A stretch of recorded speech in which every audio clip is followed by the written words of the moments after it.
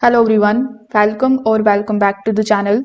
In today's video, I'm going to show you how to fix the Element TV stuck on no media device.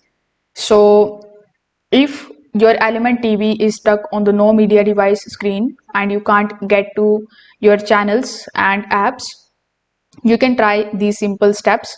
So first of all, you need to check the input source. The no media device message usually appears when the TV is on the wrong input. So you need to simply grab its remote, then press the input or the source button. After that, you just have to scroll through the available inputs. Then you need to switch to the HDMI if you are using a cable box or streaming device. You can switch to the live TV if you are using antenna channels. Now this single step is going to fix most of the issues. Now many users accidentally change the input without realizing it. So I highly recommend you to perform this step and see if it is working properly or not. Now if the issue still persists, you can try our second method, in which you just have to disconnect the unused USB devices.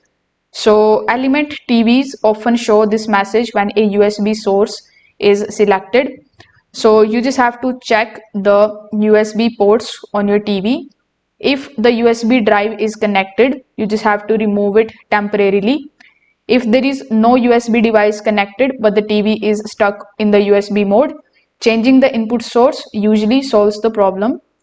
Now, if even after doing the step 1 and the step 2, the issue still persists, you can just quickly do a restart. For that, you just have to turn off your Element TV. After that, you need to unplug it. Then you just have to wait for 60 seconds.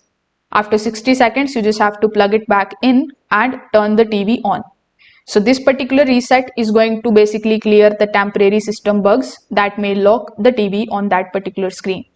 So if this video helped you out, make sure that you like this video and subscribe to the channel. Thanks for watching.